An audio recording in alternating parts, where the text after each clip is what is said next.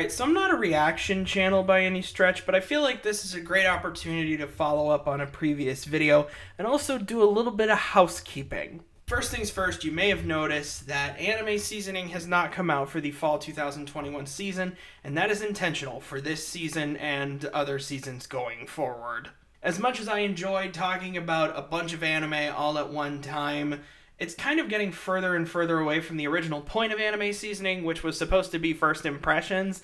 And when I'm talking about shows that have in excess of 10 episodes worth of material, at times, yeah, that's not really a first impression, is it?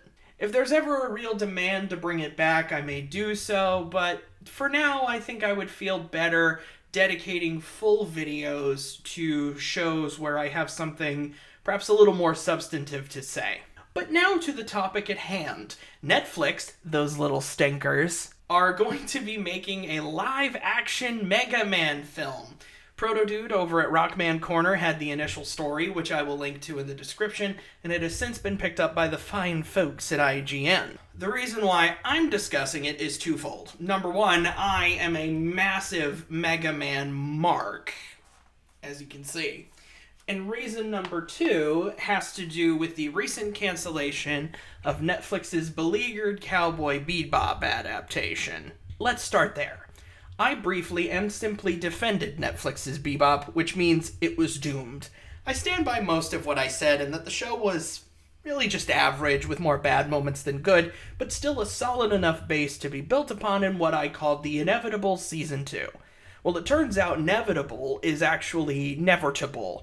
Netflix hit the cancel that shit button, and that seems to have come as just as much of a surprise to the people working on the show as it did to me. I thought the joke was that shows got 3 seasons before they were unceremoniously canceled by Netflix. That's not the case here, and we can of course speculate as to why. It could be the backlash from anime fans, the tepid response from critics, or what I think is the most likely candidate, the budget.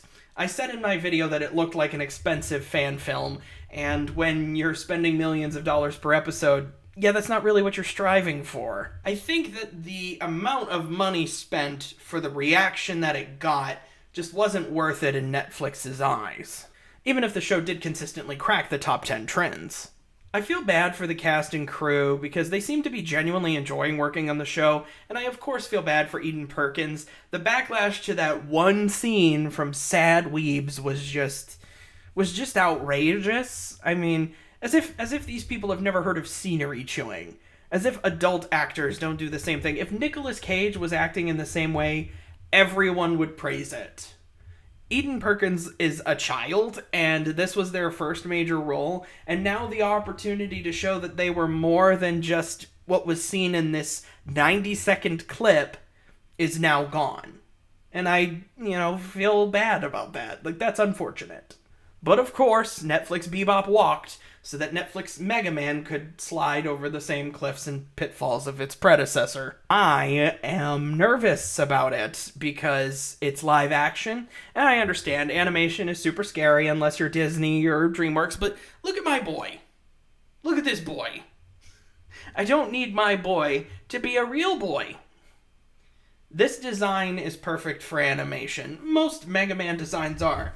You tell me these designs aren't perfect for animation. You wanna know how I know? Because it's anime! With animation, your robot master designs can be more intricate, colorful, and ambitious. Stupid reality is stupid and real, and therefore boring. But what has me nervous, you may ask? Didn't I say that my favorite anime could be given the Netflix treatment and it wouldn't bother me one bit, that I don't care, it's of no concern? I did say that, and I stand by that, and it also applies to video game franchises. I don't care one way or the other that this thing is being made. I am merely positing some thoughts on what they could do to avoid the exact same reaction they got with Bebop. And with that said, I'm concerned that they're making it gritty and dark. Again, look at my boy. He is a bright blue boy. Of course, they could adapt whatever stories they wanted to. And there's plenty of darker stories in the Mega Man franchise. They could do X, which is certainly a little more adult, and the character is aged up. a bit. They could do something with Star Force or Battle Network. I think those two franchises are both pretty relevant to today, and I'd like to see a modern take on both. And it would be even more enjoyable for Mega Man fans because Star Force just had its 15th anniversary and Battle Network its 20th, and I just want more of both. Please. But whatever they decide to do, I hope they learn from the faults of Cowboy Bebop. Mega Man fans are a proud bunch, and we're kind of starved for anything that isn't more X-Dive, at least until they start regularly updating Tyson. If Netflix was smart, they'd get fans of the series in the room and have them make something that's faithful to the spirit of Mega Man while still being its own thing. Stand up and stand apart, so to speak. It was something that Fully Charged had to do, and I think that show succeeded somewhat, even if a lot of people would disagree with that notion.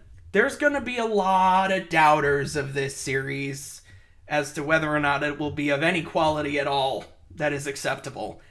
And I count myself among them. So I guess just don't fuck it up. Ooh. I'm looking at this. Dude, Battle Network is so good. If you get an opportunity to get your hands on the complete works, I plan on getting the Z one as well. I have the Star Force and the Battle Network ones. If you can get your hands on these, there's some really great stuff in here. I fucking love the fusions. Like the base ones here. I love these two designs so much. Like those are the kind of designs that are so good that I'm mad I didn't think of them first. Anywho, that's about all I've got. I mean, I've said my piece, so I bid you adieu.